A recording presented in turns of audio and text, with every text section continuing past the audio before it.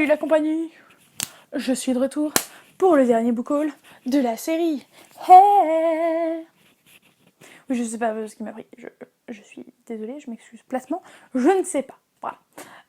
Donc tout ça pour dire, c'est le dernier book haul de la série. Mais étant donné qu'on va essayer de les répartir avec Laurine, vous aurez probablement pas trop de book haul parce que d'ici à ce qu'on ait réussi à monter et à diffuser les 6 book hauls, sachant que moi j'en ai encore en réserve dans mon ordinateur au moins 1 ou 2, vous n'êtes pas prêts. Vous n'êtes pas arrivés. Bref, voilà. Bref, allons-y tout de suite. 2 catégories aujourd'hui qui se recoupent en une seule, puisque je vais vous présenter de la SFFF jeunesse et de la SFFF tout court pour les ados, parce que j'en ai jamais de vraiment adultes. C'est parti! Je commence par vous présenter les tomes 1 et 2 de La rivière à l'envers de Jean-Claude Mourleva aux éditions PKJ. Tome 1, Tomek et tome 2, Anna. Donc il s'agit d'une même histoire de 2 points de vue différents, mais ne vous inquiétez pas, le deuxième point de vue apporte beaucoup au premier, puisque en fait on nous raconte que ce qu'ils n'ont pas eu en commun, puisque c'est le deuxième personnage qui raconte au premier, donc forcément elle va pas lui raconter ce qu'il a déjà vécu. Il le sait, pas besoin. Donc c'est pas du tout des redites. Pour le pitch, il va s'agir donc de Tomek dans le premier tome, qui tient une petite échoppe où il ne se passe pas grand chose, puisqu'il n'y a que les gens de son village qui y viennent, jusqu'à ce que cette jeune femme vienne lui demander un sucre d'orge. Voilà, et il va être follement séduit et va se dire « Oh, elle m'a dit qu'elle voulait aller là, ben je vais la suivre !» Puisqu'en fait, elle voulait aller à la rivière à l'envers, qui est une rivière qui coule à l'envers, vous l'avez, et que quand on prend de l'eau à sa source, en fait, cette eau, une fois bue, permet de ne pas mourir. Voilà, et du coup, ils vont embarquer dans une belle aventure. Hey. J'ai aussi acheté Oniria, donc qui... Tome 1, Le Royaume des Rêves, de BF Paris, aux éditions Le Livre de Poche Jeunesse. Et ce qu'il faut savoir, c'est que c'est un livre offert pour 2 poches achetées. Donc je sais juste qu'il est très apprécié et qu'il a été pas mal lu par les jeunes de ma génération, plutôt, je crois. Et du coup, j'avais envie de le lire, de le découvrir un peu tard, certes, mais il est jamais trop tard et vaut mieux tard que jamais. Voilà, donc je ne sais pas de quoi ça parle, mais j'ai envie de le découvrir. Ensuite, je vous présente une série dont je possède actuellement les 3 tomes qui constituent le premier cycle, et je commencerai le second cycle plus tard, je n'y suis pas encore. Il s'agit de Malenfer de Cassandra O'Donnell aux éditions Flammarion Jeunesse. Donc le tome 1, La forêt des ténèbres, le tome 2, La source magique, et le tome 3, moi il s'appelle Les héritiers, mais je sais qu'il a d'autres noms des fois. Genre sur Livradix, c'est pas Les héritiers qui s'appellent, mais je sais plus comment il s'appelle. Donc je suis désolée, je ne peux pas vous le dire, voilà. Sachant que je suis au milieu du tome 2, du tome 3, qu'est-ce que je raconte? Je suis au milieu du tome 3, et ça me plaît de fou, ça se dévore, forcément, c'est pour la jeunesse. En tout cas, c'est vivement recommandé pour des jeunes, parce que moi j'adore en étant adulte, donc je pense que les enfants adorent aussi. C'est l'histoire de 2 frères et sœurs, qui sont dans un monde de fantasy où il existe trolls, elfes, nains, etc. etc. Et la jeune Zoé, elle, a des pouvoirs, je crois qu'elle a des visions de mémoire.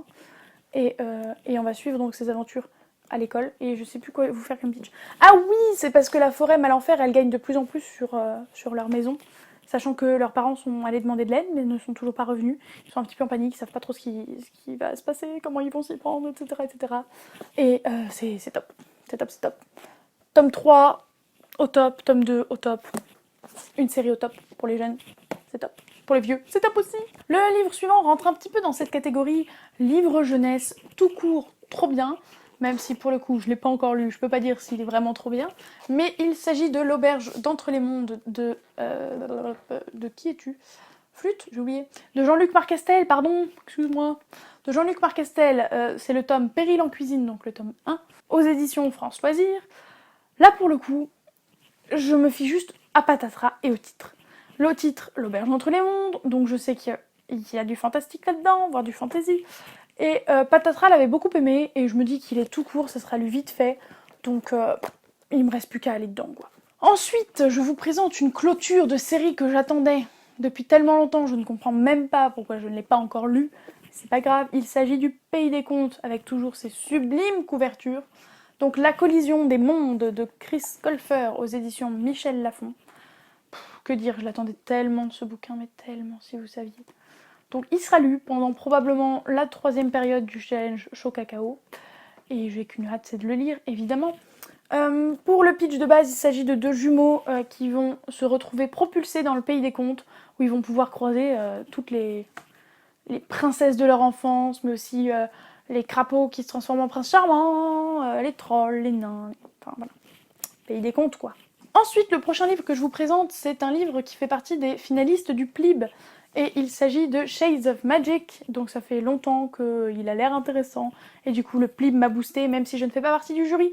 Et donc ça a été écrit par V.E. Schwab, et ici c'est aux éditions Lumen, c'est le tome 1, je crois pas qu'il ait un nom particulier, non, Shades of Magic juste, voilà. Je sais juste qu'il s'agit de plusieurs... je crois qu'il y a plusieurs Londres en fait en parallèle les uns des autres. Certains il y a de la magie, d'autres la magie c'est banni, enfin voilà. Et il y a notre Londres en parallèle. Et c'est tout ce que je sais, je veux pas en savoir plus. Ça a l'air sympa mais je sais pas pourquoi j'y vais reculons. C'est peut-être parce qu'il y a autant de monde qui l'a adoré. De toute façon moi je suis toujours comme ça quand trop de monde l'a aimé. Moi je recule un peu, mais je le lirai un jour, c'est promis. Et enfin on va clôturer la partie VF parce qu'après j'ai 4-5 VO à vous présenter. 4. Après, j'ai 4 VO à vous présenter que j'ai eu dans des box Owl Crate. Owl Crate, c'est peut-être bien aussi Fairy Loot, mais je sais plus. Bon, peu importe, dans des box anglaises, quoi. Donc, ce dernier tome, il s'agit de Rivalité des étoiles, donc le 2e tome des Étoiles de Nocède de Sophie Jomain et illustré par Marie-Laure Barbet-Granvaux aux éditions France Loisirs à nouveau. J'adore. J'adore, les illustrations sont magnifiques. Et le bouquin en lui-même est beau. L'objet livre en lui-même, il est beau. Et donc savoir en plus de tout ça que c'est illustré, que l'histoire est géniale, juste de l'amour, quoi. De l'amour, du kiff et du voilà, quoi. Le seul problème, et ça, il faut que je vous prévienne, le tome 3 n'est pas encore sorti en illustré. Le tome 2 ne sortira qu'en septembre, ailleurs que chez France Loisirs. C'est-à-dire. Donc, comment vous dire, si vous n'avez pas lu la série, soit préparez-vous en non illustré pas loin, soit ne lisez que le premier tome. Mais en tout cas, vous pouvez pas vraiment vous arrêter après le 2. Voilà, parce que c'est un peu horrible. Et Laurine me fait « Mais t'as qu'à les lire dans mes poches, moi je les ai ». Je fais « Non, je veux les lire en illustré ». Donc si vous êtes aussi psychopathe que moi, attendez un petit peu avant de lire le 2. Et donc on commence les VO, et qui dit VO dit j'ai pas très bien mémorisé le pitch, et tant mieux pour moi parce que j'ai pas toujours le temps de lire des VO. D'ailleurs, je devrais lire des VO pendant les vacances. Oui, c'était le nom de la catégorie. Ça va être plus rapide du coup parce que 4 livres. Et à chaque fois, je vais pas passer beaucoup de temps puisque, comme je vous disais, les pitchs, je les ai déjà oubliés. Donc, première histoire, il s'agit de Sky in the Deep, donc d'Adrienne Young aux éditions Wednesday Books. Je sais juste que c'est une histoire de viking et je pense que ça se voit assez bien à cette sublime couverture. Voilà, c'est tout ce que je sais. Et ça va d'ailleurs plutôt bien faire écho avec l'autre bouquin qui est lui aussi une histoire de viking et qui s'appelle... Ah merde, c'était l'autre côté en fait. Désolée, gros fail. Et qui s'appelle Beyond a Darkened Shore. J'arrive mal à le prononcer, j'ai du mal, je suis désolée. Beyond a Darkened Shore. De Jessica Leake aux éditions Harper-Teen. Voilà, j'ai une histoire de viking à nouveau, donc 2 histoires de viking qui me tentent toutes les 2, mais que je n'ai pas commencé parce que j'avais pas le temps. Donc je pense que l'une des 2 devrait se lire d'ici peu parce qu'elles me font envie, mais en même temps je suis dans le challenge Chaud Cacao et ces livres ne rentrent pas dans les catégories du challenge. Donc je sais pas ce que je vais faire. Je sais pas du tout. Pareil, ce livre-là, Ace of Shades, je sais pas trop de quoi il parle non plus. Je sais juste que ça parle de casino et que c'est un lien, c'est magique.